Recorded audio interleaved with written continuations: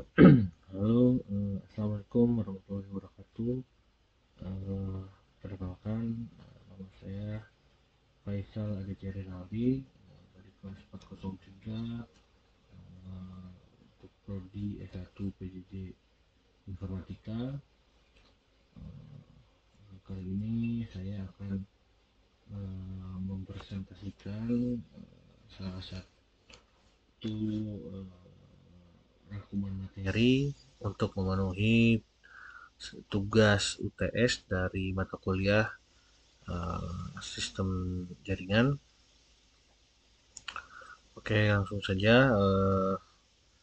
Di pertemuan pertama, eh, untuk di sini materinya membahas tentang jaringan komputer. Jaringan komputer itu sendiri adalah sekumpulan perangkat atau komputer dan perangkat lainnya yang saling terhubung menggunakan media komunikasi tertentu seperti kabel atau nirkabel dengan tujuan untuk berbagi sumber daya, misalnya berbagi file, berbagi printer atau berbagi koneksi internet.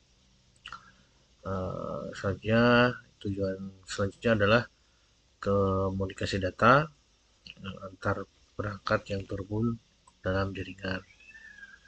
Tujuan yang ketiga adalah efisiensi kerja dengan jaringan, kerja tim, dan proses pengolahan data menjadi lebih cepat dan terorganisir. Komponen jaringan itu sendiri terdiri dari end device seperti komputer, printer, atau mungkin fokus ya, monitor gitu, atau intermediary device seperti router, switch, atau hub mungkin. Kalau yang sering lihat mungkin ada wifi di rumahnya, bisa seperti ya modem lah. Dan media transmisi itu seperti kabel UTP, fiber optik, atau uh, wireless atau wifi lah yang umum kita sering jumpai. Dan jenis jaringannya ada LAN, local area network. Ini adalah jenis jaringan skala kecil yang biasanya sering kita jumpai di rumah, di kantor, dan menghubungkan perangkat-perangkat yang ada di sekitar area tersebut. Ada juga MAN, Metropolitan Area Network, jenis jaringan berskala sedang yang menghubungkan jaringan dari kota ke kota. Dan ada pula WAN, Worldwide Area Network, merupakan jenis jaringan berskala besar yang dapat menghubungkan suatu negara dengan negara lainnya. Sesuai dengan namanya, jaringan ini juga dapat menghubungkan kita ke belahan dunia lain. Ada dan selanjutnya ada topologi jaringan.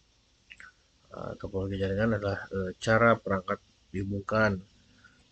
Misalnya ada topologi bus, topologi ring, topologi star, topologi mesh, dan topologi hybrid. Selanjutnya ada tren jaringan modern, yaitu meliputi BOD, cloud computing, kolaborasi online, dan komunikasi video.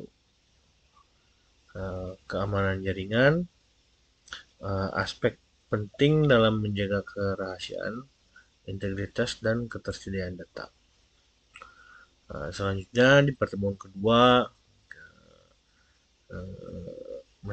materinya adalah akses Cisco iOS. Di sini menjelaskan cara menggunakan CLI atau Command Line Interface melalui konsol, SSH atau Telnet untuk konfigurasi awal. Uh, mode di pertemuan ini juga ada mode iOS, user exec untuk perintah dasar, widget exec untuk akses menu, dan global configuration untuk pengaturan atau konfigurasi di perangkatnya. Struktur perintah memiliki sintaksis yang terdiri dari keyword dan argumen, serta fitur bantuan untuk pengguna atau ya kita help lah ya. Konfigurasi dasar meliputi pemberian nama atau hostname, perangkat, password, IP address, dan default gateway untuk IP address-nya. IP address sendiri digunakan untuk identifikasi unik dan komunikasi antar perangkat sebuah jaringan, atau bisa disebut juga sebagai pengalamatan si perangkat ya. Dan pertemuan ketiga, protokol dan model jaringan. Protokol komunikasi atau aturan komunikasi yang memungkinkan perangkat bertukar data secara efektif. Jenis komunikasi ada unicast atau satu ke satu, ada multicast satu ke beberapa, atau seperti broadcast gitu ya, dan uh, broadcast untuk ke semua. Jadi broadcast apa namanya melempar data ke semua. Ini ada model OSI dan TCP/IP, kerangka kerja konseptual untuk memahami fungsi jaringan. TCP/IP lebih umum digunakan ya. Ada protokol switch. TCP/IP mencakup protokol seperti IP, TCP, HTTP, DNS, digunakan secara luas di internet.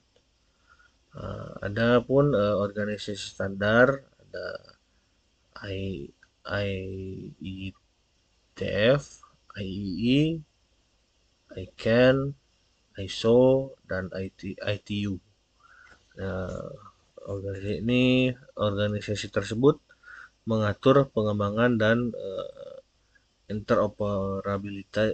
interoperabilitas jaringan. Dan pertemuan keempat ada layar fisik. Fungsi layar fisik adalah mengubah data menjadi sinyal fisik seperti listrik, cahaya, atau gelombang radio untuk dikirimkan.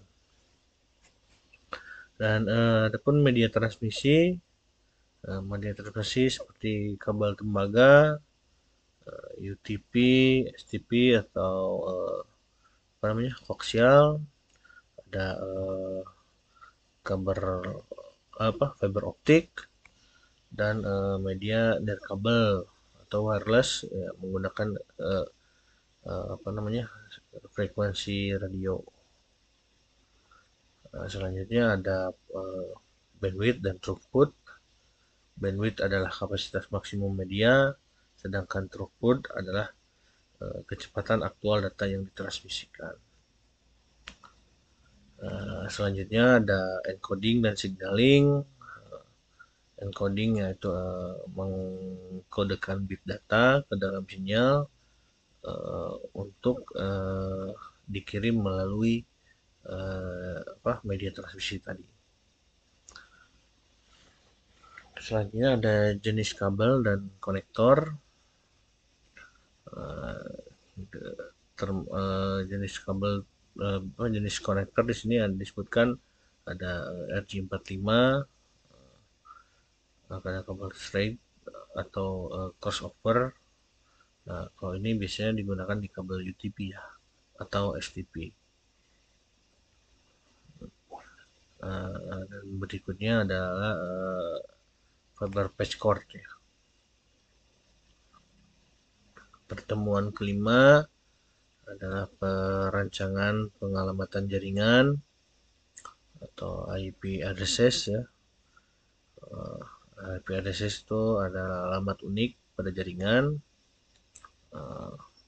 IP versi di sini ada dua versi, ada IP versi 4 dan IP versi 6. IP versi 4 itu menggunakan 32 bit, sedangkan IP versi 6 menggunakan 128 bit. Selanjutnya ada subnetting. Subnetting adalah teknik membagi jaringan besar menjadi subnet yang lebih kecil untuk efisiensi dan keamanan. Selanjutnya ada jenis alamat IP, alamat IP publik, atau bisa kita lihat atau untuk akses internet. Ada IP private, itu bisa digunakan di jaringan lokal, dan ada alamat sosial ya, special addresses, broadcast atau loopback. Selanjutnya ada subnet mask dan CIDR, digunakan untuk menentukan bagian network dan host dari alamat IP. Ada berikutnya ada alamat IP statis dan dinamis. Maksudnya di sini pemberian alamat IP address ya.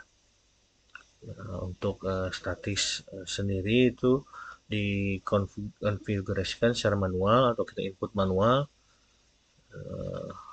di perangkat, dan dinamis atau dynamic diberikan oleh DHCP server ya. Dan untuk pertemuan ke-6, konfigurasi switch dalam jaringan. Nah, untuk fungsi switch itu sendiri adalah untuk mendistribusikan data ke perangkat yang tepat di jaringan lokal berdasarkan MAC address. Jenis switch itu sendiri terbagi menjadi dua ya, ada unmanaged atau otomatis, dan managed atau dapat kita konfigur dan bisa kita monitor.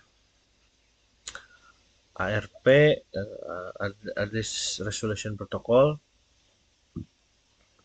digunakan untuk menerjemahkan alamat IP ke alamat MAC dalam bentuk dalam komunikasi lokal. Selanjutnya ada jenis lalu lintas. Ada switch menangani unicast, multicast, dan broadcast secara efisien. Pengujian dan instalasi. Pengujian dilakukan dengan ping ya, untuk mengecek konektivitas. Jadi antara perangkat sudah dapat terhubung dengan melakukan perintah ping ini.